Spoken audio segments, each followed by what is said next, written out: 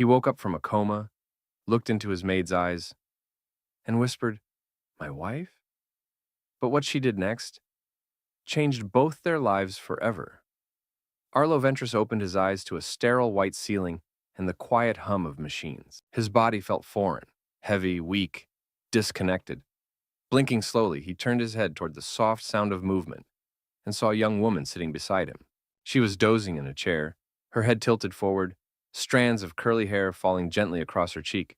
He stared at her, disoriented, heart racing as fragments of memory refused to come together. But her presence felt familiar, comforting. He didn't know why. Her eyes fluttered open, as if sensing his gaze. "Arlo?" she whispered, rising quickly to his side. His dry lips parted. "Renee?" The name escaped like breath. "Is it really you?" She froze. Her name was not Renee. It was Tallulah. Tallulah Breyer, a maid who had worked in his estate for just under a year. But, in the wake of the accident, she had been asked to stay. First to help keep the mansion running, then, as months passed, to simply wait. She had volunteered to sit with him. No one else had come. "I'm here," she said softly, unsure what else to do. Tears filled his eyes. "I thought I lost you." Tallulah glanced toward the doctor standing just beyond the doorway. He nodded ever so slightly, signaling not to correct him, not yet. She took Arlo's hand, hesitantly at first. His grip was weak but desperate, as if clinging to the only thing he trusted in the world. And in that moment, Tallulah saw something that shook her. Not the arrogance of a billionaire, not the cold man the staff whispered about behind his back, but a broken, scared human being. Whatever was coming, she couldn't walk away. Not yet. The next morning, the hospital room buzzed with cautious optimism. Arlo was conscious, but fragile. His speech was slow, his motor skills limited, and his memory fractured at best. Doctors confirmed a partial retrograde amnesia caused by the traumatic brain injury. He remembered numbers, boardrooms, business transactions, but nothing from the past few years. And curiously, he remembered a woman named Renee, a wife he had never actually married. Tallulah sat across from a neurologist and a rehabilitation therapist as they explained the strategy. Right now, Mr. Ventris is emotionally anchored to the idea of Renee. He believes she was with him in the accident, that she's been by his side, the doctor said gently. We think this identity, this illusion, is a psychological scaffolding. If we remove it too abruptly, he could regress or spiral. But I'm not her, Tallulah protested quietly. I'm just his maid.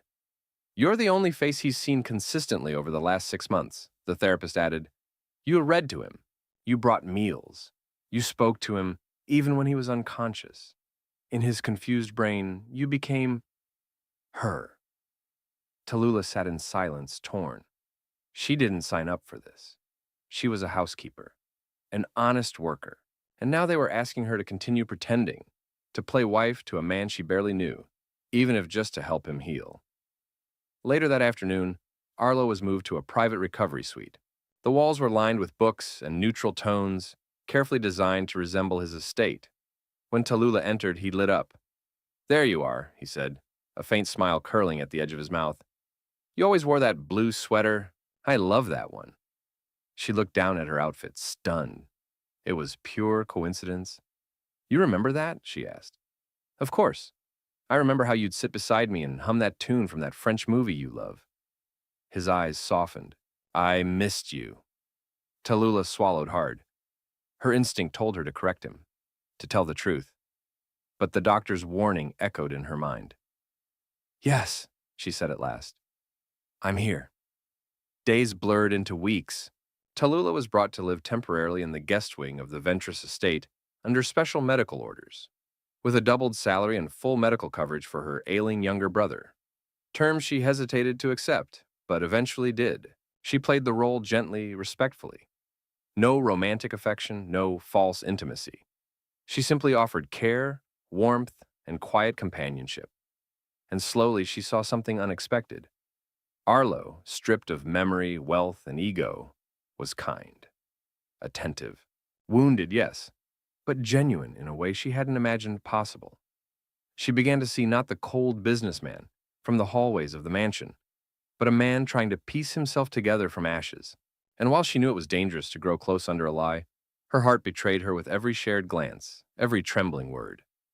Because sometimes a lie told in compassion grows into something dangerously real. One evening, weeks into Arlo's slow recovery, Tallulah wandered into the estate library. The room hadn't been touched in months. Dust clung to the mahogany shelves, and a half-drunk glass of bourbon still stood where he must have left it before the accident. She was looking for an old book he'd asked about earlier, one he believed Renee used to love. But as she opened the lower cabinet of a forgotten desk, her hand brushed against a worn leather box sealed with a tarnished brass clasp. Inside were letters, dozens of them, all addressed to someone named Renee Delacroix. She hesitated, then pulled one from the middle, dated 3 years ago. The ink had faded, but the handwriting was neat, meticulous. Arlo's voice came alive between the lines. Renee, I built empires with one hand and destroyed our love with the other. I thought power could numb regret, but I hear your name in every empty room. If you ever read this, I hope you know. If I could trade my wealth for a second chance, I would. But I know it's too late. You deserved more than the ghost I became. Tallulah's chest tightened. She set the letter down and pulled out another, then another. The story unfolded. Arlo and Renee had been together in the past, but something had broken them. His obsession with business, his inability to open up, and what seemed like a betrayal. One letter hinted at an affair, another spoke of Arlo's shame, his spiral into isolation. And then, abrupt silence. No letters dated after a particular point. No mention of closure. Tallulah sat on the dusty floor of the library, clutching one of the envelopes to her chest. The man she cared for, the man she had comforted and begun to understand, wasn't just healing from an accident. He was haunted by a history of heartbreak, self-inflicted wounds, and deep remorse. When she returned to his side that night, Arlo was already asleep, his features relaxed, almost childlike in rest. She placed the envelope gently on the nightstand beside him and studied his face. It was so hard to reconcile this vulnerable man with the powerful tycoon whose image once graced magazines and finance columns. He stirred slightly, murmuring in his sleep, I'm sorry, Renee. Tallulah's throat clenched. It wasn't the name that pained her. It was the ache behind it. His suffering wasn't performative. It was real. And she was trapped in the middle of it all. An imposter in a role she never wanted, but one she could no longer detach from. She stayed beside him anyway. Not as Renee, not even fully as Tallulah, but as a quiet, watchful soul standing in the storm of a man's shattered memories. Because sometimes pain doesn't need fixing. It just needs to be seen. And Tallulah was beginning to see all of him. It was just after midnight, when the smoke alarm shrieked through the estate. Tallulah bolted upright in her small guest room, disoriented. The air already smelled faintly of burning wood. Flames hadn't yet reached the second floor, but thick black smoke was rising fast from the kitchen wing. Without hesitating, she grabbed a blanket and sprinted barefoot down the long marble corridor. Arlo's room. She burst through the heavy oak door to find him coughing, dazed, barely awake. His sheets were twisted around him, and panic flickered in his eyes. Renee, he rasped, voice weak and brittle. There's a fire, she gasped, rushing to his side. Hey, we have to go, now. But his limbs weren't cooperating. His legs trembled uselessly as he tried to stand. The therapy hadn't gotten him far enough to walk unaided. Tallulah wrapped the blanket around him, then threw his arm over her shoulders and began dragging him toward the door. The smoke was heavier now. It clawed at their throats and clouded their vision. Heat rippled from the stairs ahead, but the back servants' stairwell might still be safe. She guided him with every ounce of strength she had, wheezing, coughing, the two of them stumbling blindly through the haze. By the time they reached the side exit, Tallulah's arms felt like lead. Arlo collapsed against the garden wall, struggling to breathe. The fire crews were already arriving. Someone from the night staff must have called 911. Tallulah dropped to her knees beside him, lungs screaming, hair soaked with sweat and ash. Her hands trembled, but she reached out to touch his face, brushing soot from his cheek. You're okay, she whispered, voice cracking. You're safe. He looked at her then, really looked. Eyes wide with confusion, yes, but also awe. He reached up and touched her wrist. You saved me. I couldn't leave you. And then, as the paramedics rushed toward them, he murmured the name again. Renee. Tallulah closed her eyes. She couldn't keep doing this. She couldn't let him believe in a woman who wasn't standing in front of him.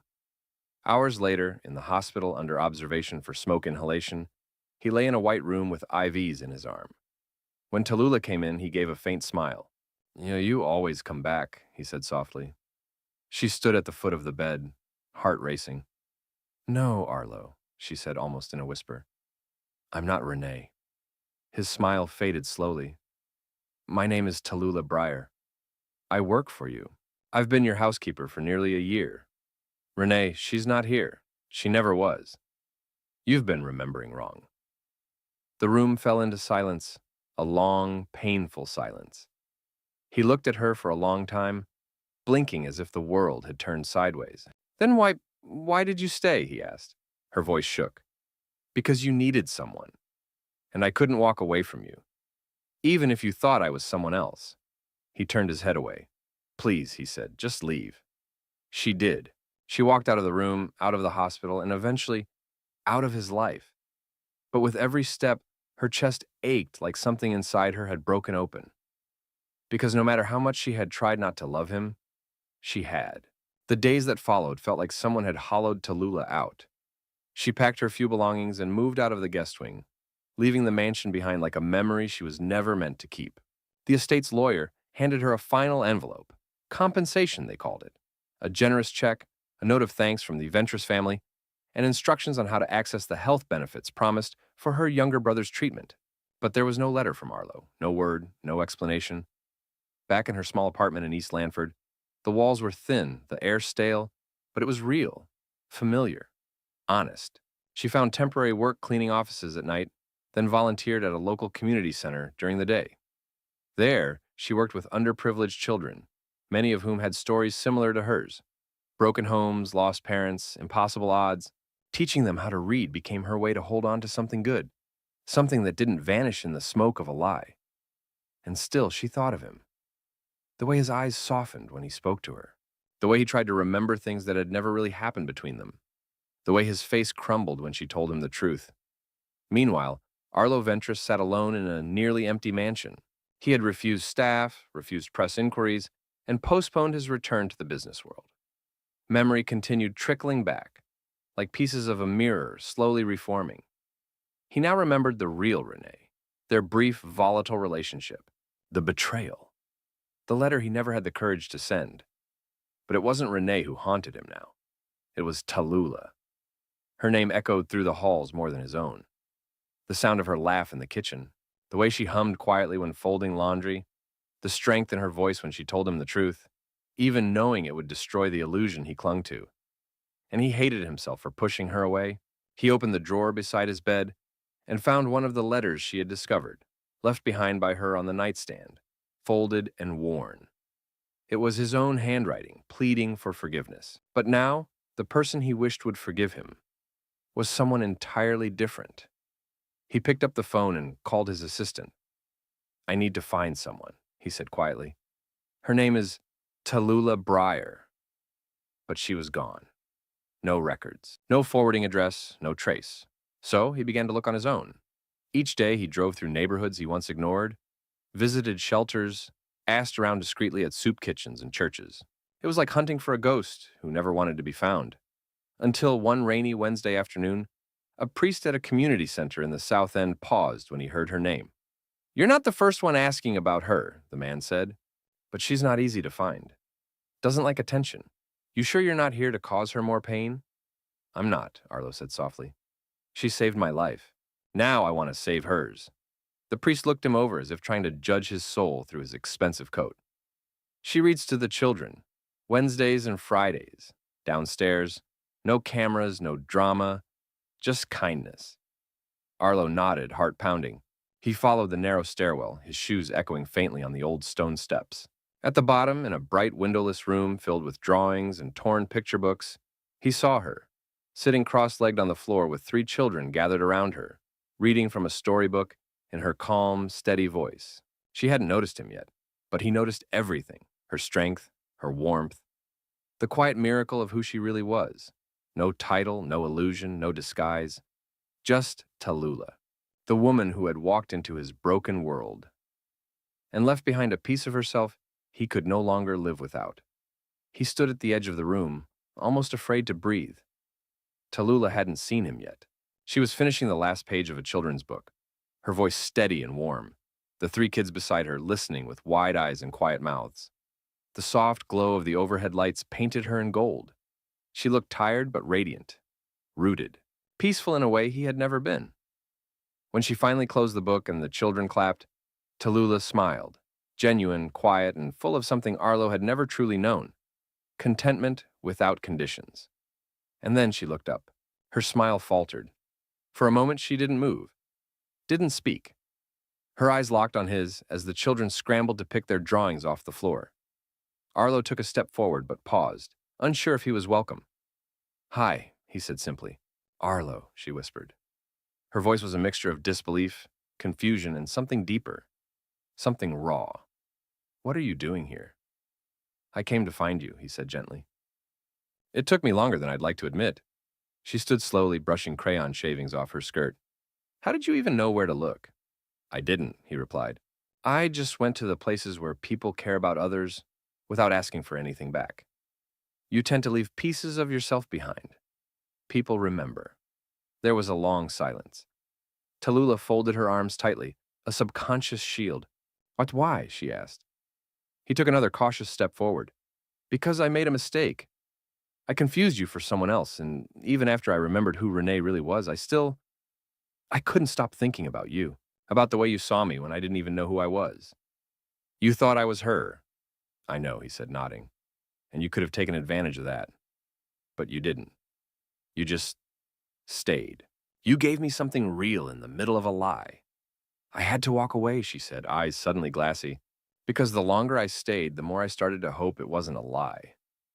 He closed the distance between them now, until they stood only a breath apart. "It wasn't," he said softly. Not in the ways that mattered." She blinked quickly, fighting the tears. "You asked me why I stayed," she whispered, "and I never gave you a real answer. It wasn't just because you needed someone. It was because I saw the man you didn't remember being. I saw the good in you when you couldn't see it yourself. I wasn't that man before the accident," he admitted. "I was cold, distant. I thought love was a transaction, that people were assets. You changed that. You changed too, Arlo," she said. "Not just because of the injury. You let yourself feel things. You let yourself be weak. That takes strength." He swallowed, overcome. "I came here to say thank you, but also to ask for something I don't deserve." She tilted her head, cautious. "Come home with me," he said quietly. "Not to the mansion, to a real place. One I want to build with you. I sold part of the company. I'm stepping back. I want to spend my life doing something that matters, like what you're doing here. I want you to be part of it. Not because I need saving, but because I don't want a future where you're not in it."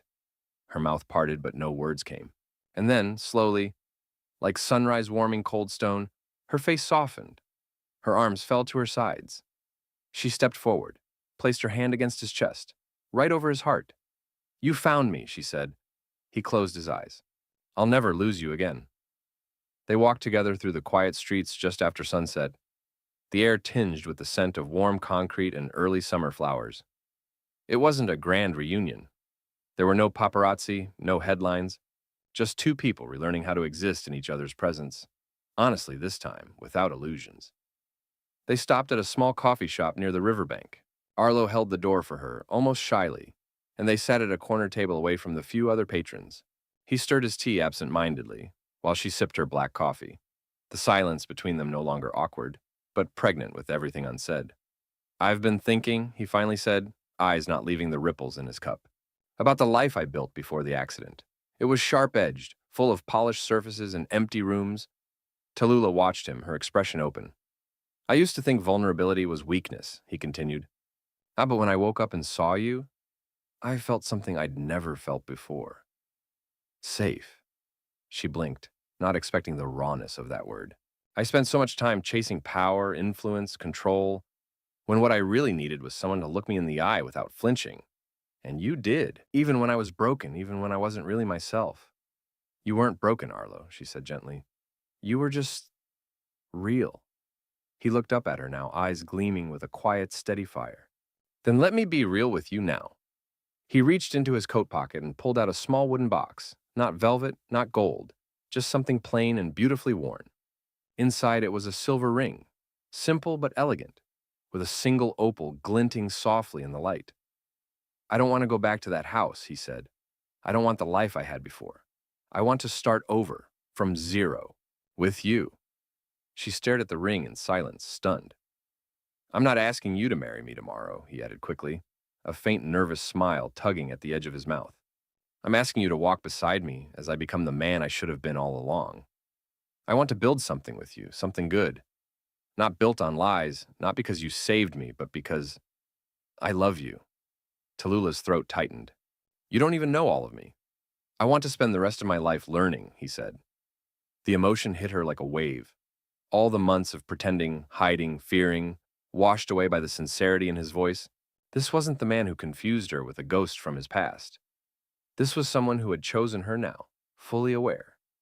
She closed the box gently, tears in her eyes, and looked at him. Okay, she whispered. Let's start over. He exhaled like he'd been holding his breath for a lifetime. And in that tiny cafe, with no audience, no script, and no grandeur, Arlo Ventris and Tallulah Breyer began something no one could have predicted.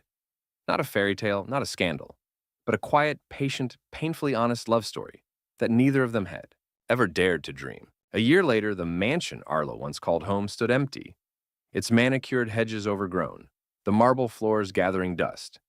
He had kept it untouched, like a mausoleum to a past life he no longer needed. His real home now stood in a quiet neighborhood on the edge of the city, a modest, sunlit craftsman-style house with creaky wood floors and laughter that echoed from room to room. Tallulah stood barefoot in the kitchen, humming softly as she chopped vegetables. The smell of garlic and rosemary drifted through the house. On the dining table sat a stack of children's drawings, gifts from the kids at the literacy program they now ran together.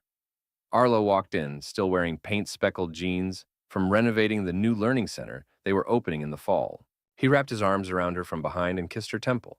You smell like joy, he said with a grin. She laughed, leaning into him. You smell like drywall and coffee. They had built this life brick by brick. After stepping away from his company, Arlo had invested in local nonprofits, focusing on education, rehabilitation, and community housing. He didn't want his name on any plaques. What mattered to him now was tangible change, building something meaningful with his own hands. Tallulah had gone back to school, studying social work in the evenings while co-managing the reading program for underserved children. Her days were full, often exhausting, but fulfilling in ways she never imagined possible. She was no longer someone hiding behind someone else's identity. She was seen, respected, loved for exactly who she was. That night, as the sun dipped low, they sat on the back porch wrapped in a shared blanket, sipping tea and watching the light flicker through the trees. The world felt quiet, grounded. Do you ever miss it? She asked. The old life, the suits, the power, the silence. He shook his head slowly. I don't even remember who that man was. She rested her head on his shoulder. I do. He was lost, but he found his way. Arlo smiled, holding her tighter. You know, he said, when I first opened my eyes after the coma, I thought you were a dream. Some perfect memory I'd forgotten, and maybe I wasn't entirely wrong. Because what I have with you, it feels like something I could never have deserved. She turned to him, eyes soft but unwavering. Love isn't something you earn, Arlo. It's something you choose. Every day. He kissed her slow and deep, no longer out of fear or desperation, but as a quiet promise. Inside the house, the clock ticked gently, and life moved forward. Not in grand gestures or dramatic turns, but in the simple rhythm of a life honestly lived, a life reclaimed, a life built, not on illusion, but on truth, forgiveness, and the courage to begin again. They didn't need a mansion, or titles, or applause. They had each other. And that was more than enough. From an author's perspective, the ending of this story isn't about dramatic twists or fairy tale illusions. It's about healing through honesty. Arlo's transformation from a cold, powerful millionaire into a man capable of vulnerability and love is not only emotional, but necessary. Tallulah's quiet strength, her moral compass, and her ability to love without manipulation are the true heart of this narrative. What makes the ending powerful is its realism. It doesn't promise perfection. It offers redemption. Arlo doesn't win Tallulah back through money or charm. He wins her by becoming a better man, brick by brick. And Tallulah doesn't fall into his arms because of a fantasy. She chooses him because of truth, growth, and shared purpose. They didn't just fall in love, they earned it. And that, I believe, is the most beautiful kind of happy ending.